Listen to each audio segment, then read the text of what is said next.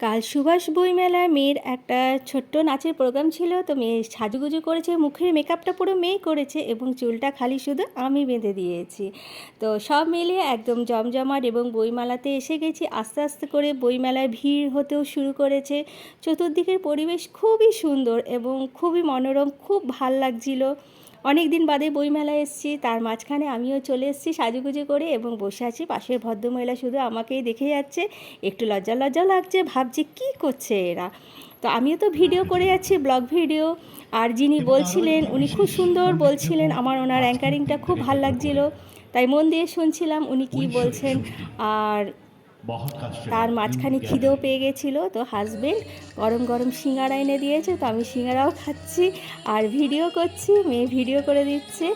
আর পাশেই মেয়ে বসে আছে, কিছুক্ষণ বাদে ওরাও স্টেজে উঠবে এবং এরই মধ্যে স্টেজে উঠেও গেছে। এবং কিছুক্ষণ আর না হয় রোহিত পাশে, এই গান দিয়ে তাদের নাচ আরম্ভ হলো। আমি হয়তো কিছু কিছু হয়তো গানের লাইন ভুলও করলাম হয়তো। আর তারপরে একটু প্রোগ্রাম ছিল, প্রোগ্রামের নাচের প্রোগ্রামটা শেষ হয়ে গেলে আমরা একটু মেলাটা ঘুরে দেখব এবং সেই অনুযায়ী আমরা মেলাটাও ঘুরলাম। মেলাটা ঘুরতে ঘুরতে প্রচুর পুরনো বন্ধুবান্ধব বা পুরনো পরিচিত লোকের সঙ্গে দেখা হয়ে গেল এবং আস্তে আস্তে আবার খিদেও পাচ্ছিল, তার জন্যে মেলাতে একটু খাবারের স্টলও ছিল, সেখানে মেয়ে চিকেন ললিপপ এবং আমরা চাউমিন খেলাম। আমি চিকেনটা